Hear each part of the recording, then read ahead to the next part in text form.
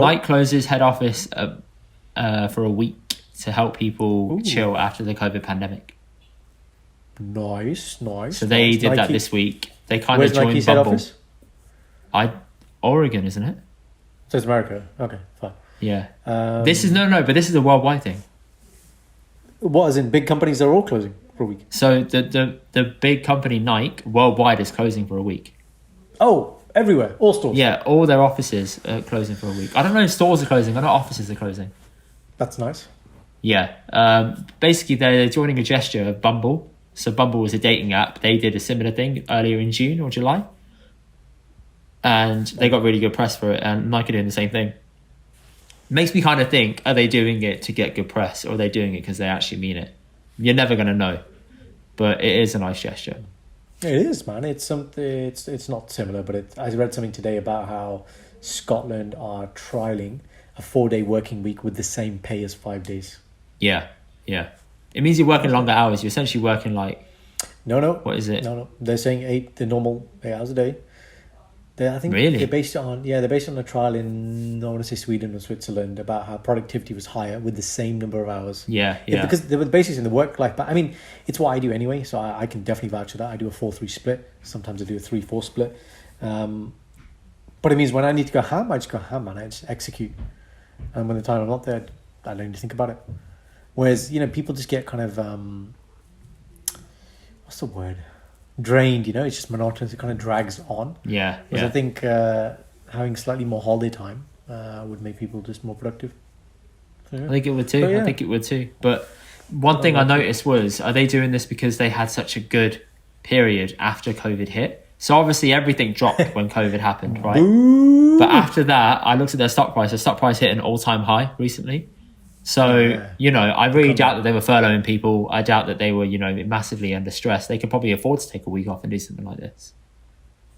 Yeah, maybe. I think, Go on, and? Yeah, and it makes perfect sense because by doing that, you're essentially setting an industry standard. So if you're doing this as the fashion retailer Nike, Adidas are going to have to be like, oh shit, we have to do something similar, because if Nike have a perk like that, they're going to have an advantage, which means they can get the best talent. They can attract the best talent because all the other employees that aren't there are thinking they must treat their employees well. They're really looking after them, etc. Now, you can think of it as like Nike doing a really great thing. They probably are, but I'm thinking bigger picture. If you're the industry trendsetter, if you're the main top dog doing this, you're essentially making other companies do the same thing as you, but you were the first ones to do it. So you're going to get that props. extra props. Yeah. And you're going to attract the best talent. You're going to attract the best investment, the best PR, etc. Like, it all works very well for them for a very small cost of being off for a week, which I'm sure they can offset some other way. And I'm pretty sure that people have been working double time the whole time anyway that Nike's been open, because they've been, home comfort wear has been blowing up. People are wearing joggers and shit. So they must have produced much more shit during COVID and whatnot. You're very much, you're Mr. Preston, aren't you? Preston with the law, Preston with this. Just Precedent, what do you mean? So we were saying about how, the guy who got told to read Shakespeare has set precedent for future cases. Yeah. Now we're saying, Nike set precedent. Because it's true, though. You love a good Preston, don't you? But it's true, though, isn't it? Because it's true, isn't it? If you're the first one to do this, what's the other word to do that? You can call them a trendsetter.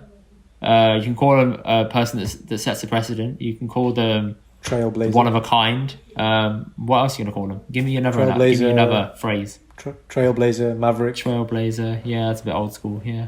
Anything else? All right, mate, maverick. They're mavericks. That could be one. I'm a maverick. That's why you're not a maverick. No, you're a basic guy. Look at the word mavi. Okay, maverick. My name maverick. is in the word. You're reaching very hard.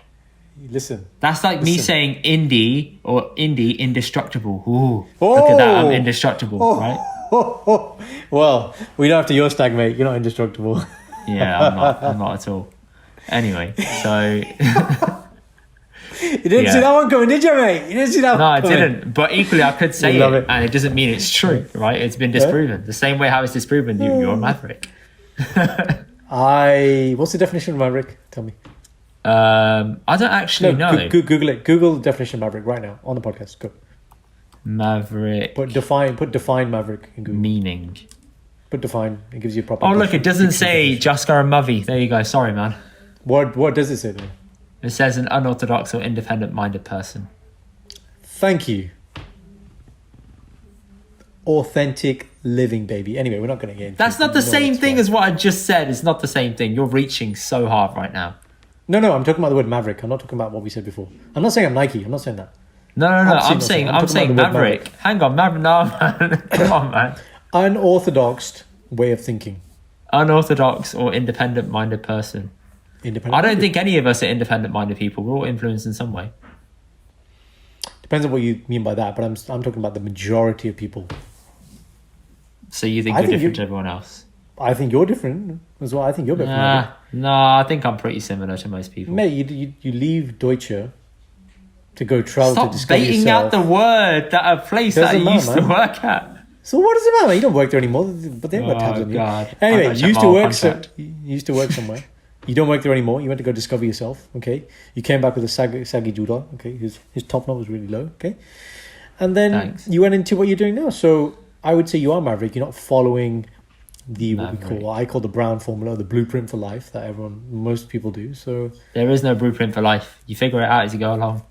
absolutely, that's the only blueprint. Yeah, I agree. That's a clip. But thank you. I That appreciate is your very kind words. Just to round this bit out, imagine the public sector did something like this. Like a week off. Absolutely. It would never fucking work. And this is what makes the private sector so lucrative to some people. Because you get perks like this. The public sector will never get that. Imagine if the NHS had a week off. Fuck me, man. The world will fall Yeah. apart. It reminds me of, I was speaking to somebody in the police force recently about collaborating on some coaching work, and I think they were saying that the police owns various convalescent homes around the UK. Yeah. Basically, when some members of the police force that have been on some difficult cases and then basically are de-stressed, they just send them there, fully paid, spa access, da. Yeah. And I was like, that's really good, man, because again, it doesn't exist within the NHS. Definitely bloody should. Yeah. So yeah, I agree. Don't be Perks are surprised important, if this starts catching on, and people start leaving the public sector to move to the private sector, because mental well-being is a big thing now and people are really on it, and it Mental means wealth, a massive deal man. to people. Mental So, wealth. if it might be a thing where you start seeing people slowly move into the private sector if this catches on. I don't know if it will. It might just be a flash in the pan because of COVID. If they start doing it yearly, then you're like, okay, this is something to mess with. Because mental well-being stuff is not a big thing in the NHS, is it? Like, people are overworked, underpaid. That's a good summary. Pretty much, we can all talk the talk, but there's a lot behind what people show at work. Everyone's just coping, getting by. They got bills to pay. I need to. Is there much support? Income. Like mental support at work for medical staff? No, There you go.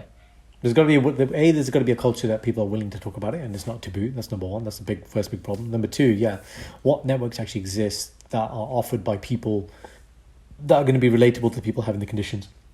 Yeah. Yes, we'll have mandatory training about all these things, look out for all these signs, but it's all very abstract. It's all very answer the MCQs, real tangible things. What are MCQs? Multiple choice questions. So, this looks like this, or this looks like anxiety, but it's like, okay, what if it actually happened? Who can I talk to?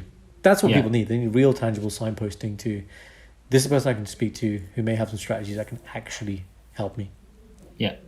Agreed. Yeah. Which is where I come in, baby. That's what I'm trying to do with my coaching work. Help these burnt out professionals. I get it.